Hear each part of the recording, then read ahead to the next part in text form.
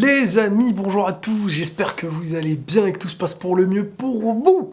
Alors les gars, pour vous mettre dans le bain, je vais répondre à plusieurs questions qui m'ont été posées sur Twitter concernant le foot, l'actualité foot, et j'ai du retard par rapport à ça, vous le savez, je devais le faire depuis le match Bayern-Barcelone. Donc on va revenir un petit peu sur certaines choses et on va parler de l'actualité football actuelle.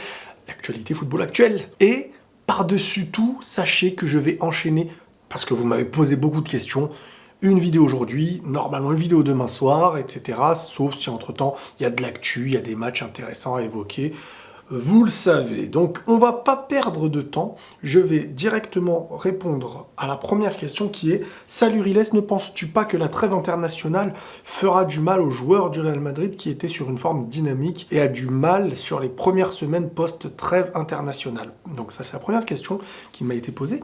Et c'est vrai que, on l'a vu l'année dernière, le Real Madrid, lors des retours de trêve, on va dire, les trêves internationales, a toujours du mal à se remettre dans le bain. En tout cas, ça n'a pas été le bon souvenir de l'année dernière. En plus, il y avait eu les blessures de certains joueurs, comme Benzema. Et c'est vrai qu'on n'en a pas eu un bon souvenir, et ça casse un peu le rythme du groupe en club, hein, forcément. Voilà, il y a des voyages, il y a des choses qui se passent avec l'équipe nationale. Ça demande des efforts que tu feras ailleurs, une adaptation que tu fais ailleurs, un travail psychologique que tu fais, surtout quand, voilà, par exemple, des joueurs comme Ferland Mendy, qui ne sont pas habitués à bouger avec l'équipe de France cette fois-ci, ont été pris. Bref, beaucoup de choses et beaucoup de questions, même si je trouve que le Real maintenant a quand même de quoi, tout bêtement, l'année dernière, quand Benzema était absent, tu sentais qu'il allait manquer un ratio de but, un ratio offensif même, tout simplement. Alors qu'aujourd'hui, par exemple, imaginons que Benzema n'est pas là, tu peux instaurer un Rodrigo Vinicius, je veux dire, derrière, il manque un défenseur, imaginons, tu peux mettre Rudiger, tu peux mettre Nacho, et à gauche, tu peux mettre Alaba, tu peux tourner un peu plus. Donc je suis un peu moins inquiet que les années précédentes, mais tout dépendra du retour que tu feras de la trêve, parce que le premier match en dit beaucoup. Si tu gagnes le premier match, tu réinstaures plus facilement, psychologiquement, un football, une confiance, alors que si tu perds le premier, les choses se compliquent, ça va manquer d'huile ou de confiance peut-être pour la suite, et il va falloir la retrouver. Pour l'instant, on verra. Voilà, faut se poser des questions. Je suis pas spécialement inquiet, surtout qu'il y a beaucoup de blessures en dehors du Real, hein. Au Barça, il y a eu des blessés. Donc, le Real n'est pas les plus à plaindre, on va dire, pour l'instant. Qui vois-tu gagner le Ballon d'Or 2023 en prenant en compte la Coupe du Monde? Je dirais que ceux qui sont bien placés, même si ça veut peut-être rien dire plus tard, mais Neymar, je pense qu'il sera peut-être bien placé cette année. Je pense que Neymar aura des voix par rapport à avant. Et s'il continue, en plus il est au Brésil, il a tout pour lui. Il fait un début avec le PSG de fou. La Coupe du Monde, l'équipe du Brésil est hyper intéressante, mais on y reviendra dans une question après. Donc là, le nom qui me vient en tête cette année, coup de poker, c'est, je dirais, Neymar. On verra. Penses-tu que Pedri est top 3 au milieu? Pour moi, c'est pas aussi simple. Le talent, il l'a, hein, mais je veux dire, après, maintenant, il faut prouver au très très haut niveau, et pour être au top 3, t'arrives pas comme ça top 3, genre ça y est, on te retire Modric, ça y est, on te retire De Bruyne, on te retire les grands milieux qui ont prouvé depuis des années. Pour être top 3 milieu, pour moi, il faut un minimum de 3 à 4 saisons au très très haut niveau, avec des trophées, des finales jouées, des demi, des matchs références. Pedri est très jeune, il a le temps de devenir l'un des top 3 meilleurs joueur. En tout cas, il a le potentiel, il a le talent, il a une magie. Et voilà, après, tout dépendra du temps et de ce qu'on verra, quoi. Le Barça a été meilleur et mérité de gagner face au Bayern. Alors, la première mi-temps, elle est clairement au Barça, sauf qu'ils n'ont pas planté. Et si Barcelone avait planté ses grosses occasions, ça aurait peut-être conditionné la deuxième mi-temps, qui a été une mi-temps pour le Bayern, qui peut s'expliquer par beaucoup de choses aussi. C'est-à-dire que forcément, psychologiquement, tu rates beaucoup. Toi, quand t'en mets un, l'intensité que tu mets... Enfin, psychologiquement, le scénario du match, et voilà, après, a basculé côté Bayern, parce que Bayern, dans ses temps forts, a su faire la différence, alors que Barcelone, dans ses temps forts, a su montrer un beau visage, inattendu face à un Bayern, mais n'a pas marqué. Maintenant, comme je dis, est-ce que le questionnement qu'on doit avoir autour de ça, c'est Barcelone est là, et on a vu par le talent qu'ils sont capables de faire déjouer n'importe qui maintenant, voire même de dominer n'importe qui et peut-être de les battre, ou alors Barcelone Parce que c'est différent, voilà, on ne sait pas s'ils avaient marqué, est-ce qu'ils auraient gagné derrière, ou est-ce qu'ils auraient été physiquement après en deuxième mi-temps, psychologiquement, est-ce qu'ils auraient tenu la charge physique, mentale qu'ils avaient en première. On ne sait pas, mais en tout cas, ils ont montré quelque chose qu'on n'attendait pas spécialement. Je ne pense pas que ni le Bayern ni le public pouvaient s'attendre à un Barça qui allait autant faire du sale et du mal au Bayern en première mi-temps. Sauf que le foot, c'est pas qu'une mi-temps, sauf que le foot, c'est aussi de marquer, et sauf que si c'est un match où derrière t'es éliminé, on oublie quand même ta performance. C'est comme ça le foot, même si bon, ils ont fait un très gros match. Ça c'est l'expérience. Cette expérience qui va devoir y avoir au Barça, et parfois même en Espagne, parce que l'Espagne c'est un peu similaire des fois. Que penses-tu du comportement de Mbappé? Va-t-il nuire à sa carrière dans le futur? Sponsor, interview sur le terrain également. Écoutez, moi je pense quand même que si Mbappé était un Brésilien ou un autre joueur, pourtant vous savez comment ça m'a déçu cette année, enfin voilà, vous le savez, avec le Real, les dernières minutes, les trucs et tout. Mais après, je pense qu'il faut aussi ne pas cracher sur les talents du pays, dans le sens où tous les autres pays aussi l'envient. Tous les autres pays envient la France, pour le joueur qu'il est, et toutes les équipes aimeraient un footballeur sur le terrain aussi bon que lui. Maintenant, il peut y avoir de la divergence dans la manière d'analyser le foot qu'il fait, le foot qu'il possède, ses capacités techniques, athlétiques, qu'est-ce qui lui correspond le mieux, mais que c'est quand même un joueur assez complet malgré tout, qui est hyper athlétique, capable de déstabiliser, capable de partir de loin, qui a un ratio de but chaque saison. Après, il a ses défauts. Et après, il y a son image. Son image, c'est ce qu'il est devant les médias. C'est ce qu'on fait de lui. Voilà, je veux dire, il y a ce qu'on est dans les médias, il y a ce qu'on est dans la vraie vie. Et moi, je pense qu'il faut aussi voir les bienfaits. Je veux dire, c'est le joueur qui fait parler de lui, pas toujours en bien, mais avoir un joueur comme ça dans son pays, dans son équipe, etc., c'est mieux que de ne pas l'avoir, en fait. Maintenant, on peut aimer, ne pas aimer. Moi, j'essaye de vraiment me détacher de choses qui m'ont déçu, footballistiquement, etc. Mais faut pas cracher dans la soupe. C'est pour la France quand même une chance de l'avoir dans cette équipe, et pour son club de l'avoir dans son club. Maintenant, tout ce qui est des choses, sponsors, internes et tout, c'est en interne, et on ne sait pas réellement tout.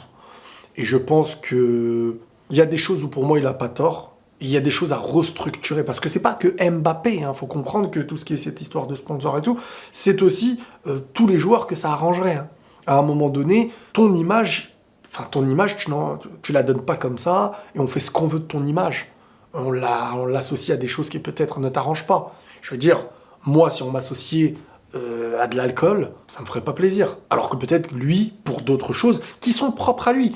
Vous savez, des fois, on vient dire à des gens, tu dis ça, mais à côté, tu fais ça. Moi, je suis pas dans ce discours-là.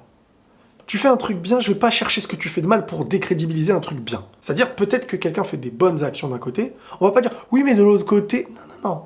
Ça, c'est entre lui et lui, s'il est croyant entre lui et Dieu, si c'est dans les médias, c'est... Prenons ce qui est bien fait. Et voilà, je veux dire, est-ce que c'est bien, ce choix? Est-ce que c'est un bon choix? Oui? Eh ben ne cherchons pas à dire, oui mais ce bon choix il est là, mais c'est hypocrite parce que non, ça c'est, on peut pas juger l'hypocrisie des gens comme ça. Donc voilà, j'essaie vraiment d'avoir du recul par rapport à Mbappé, vous le savez, mais faut pas non plus cracher dans la soupe. C'est un joueur qui fait du bien, qui fait vivre beaucoup de choses dans le pays, dans son club, qui est un joueur qui fait plaisir à suivre aussi, et voilà, moi je le pense en tout cas. Après, il y a aussi, en tant que supporter du Real, ce que je pense, ce que j'ai dit. Mais là, je réponds à une question par rapport à...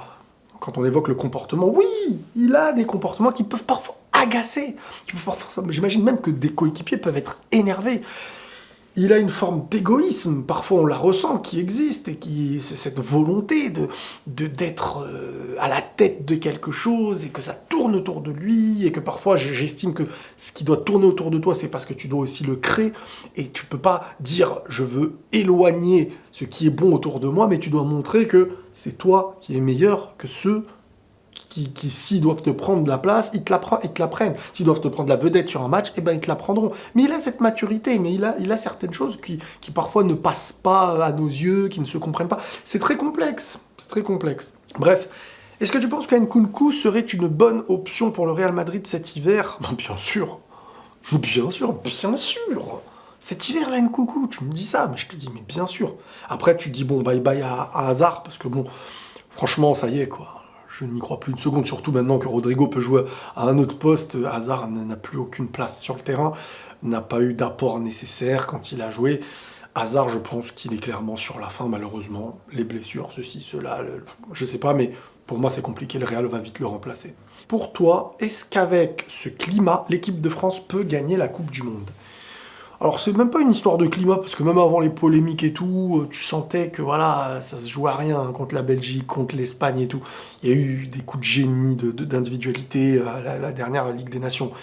Mais je ne sens pas la France aller trop loin dans cette Coupe du Monde, à part s'ils arrivent très vite à trouver un équilibre et tout, mais je trouve que c'est même pas offensivement. Je trouve que défensivement, on n'est plus sur l'équipe de France d'avant qui avait un repère, un système qui ne plaisait peut-être pas à tout le monde, mais moi j'ai toujours défendu des équipes qui ont leur propre football à eux, leur propre manière de gagner ces matchs, qui plaît ou qui plaît pas. C'est une stratégie. C'est comme à la guerre. À la guerre, t'es pas là pour se plaire, t'es là pour gagner. Il y a des domaines où tu es là pour gagner. Le foot, faut pas procurer un spectacle, mais le puriste du foot ne verra pas le spectacle qu'à travers la beauté d'un tiki-taka, d'une action de ouf, ça on le reconnaît, mais aussi parfois vers une stratégie de contrer quelque chose, vers la stratégie défensive, vers la stratégie de contre-attaque, et ça beaucoup de gens n'arrivent pas à le cerner. Et moi je trouve que la France, depuis qu'elle a essayé de changer son système défensif, de jouer assez bas de base et d'être solide en défense et d'exploiter les petits détails offensifs,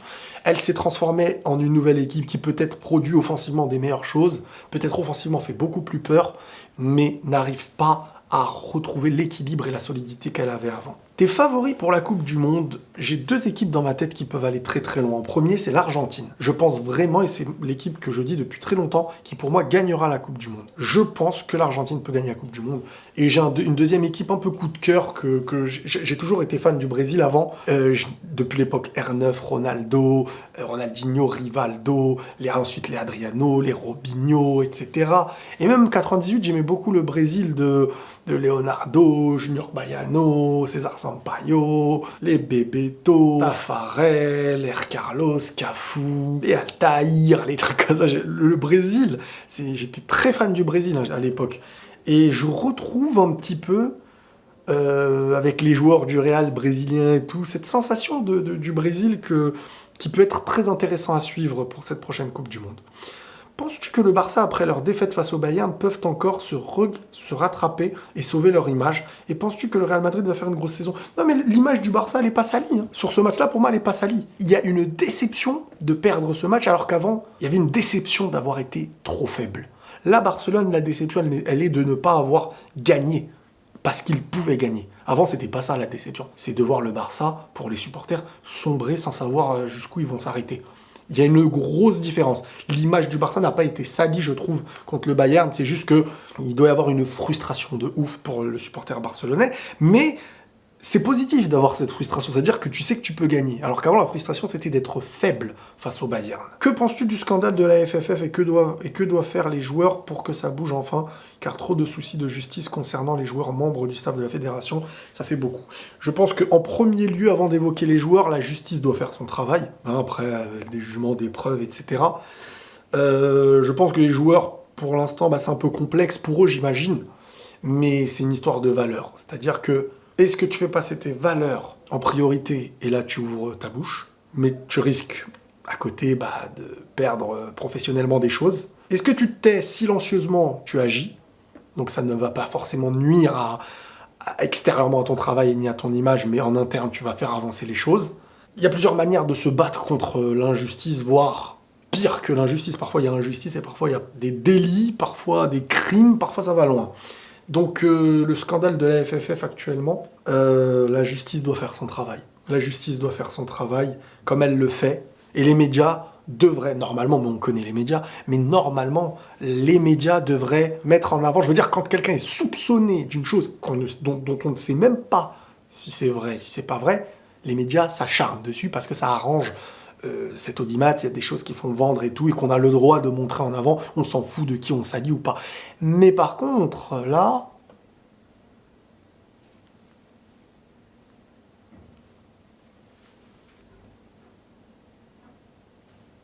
Voilà, à un moment donné, les médias ne font pas leur travail, et donc, j'ai envie de dire qu'il y a une part de propagande.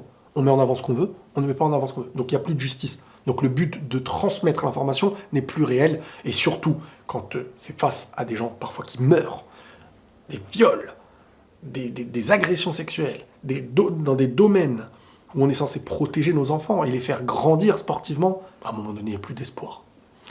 Bref, t'as entendu parler de Mbappé qui a prolongé jusqu'à 2024 et qu'en gros, pour vous faire comprendre, en gros, là, il est dit que Mbappé, en fait, aurait prolongé jusqu'à 2024 et pas 2025 et qu'en fait, il y aurait une option que lui-même peut réactiver pour aller jusqu'à 2025, un peu comme Messi avec cette année, et ça peut être la dernière, je crois, où il peut prolonger pour l'année de plus. C'est un levier que lui, il peut valider, ou c'est un truc qu'il peut activer ou pas, c'est selon son choix. Et donc, il y a des gens qui disent, bah en fait, il pourrait partir cet été vendu, au lieu d'attendre peut-être sa dernière année qui serait en 2024 s'il ne reprolonge pas derrière. Donc certains disent cet été, ça va recréer du mouvement, du blabla et tout. Je ne m'exprimerai pas là-dessus. Voilà, tout simplement. Les amis, prenez tous soin de vous et la paix sur vous.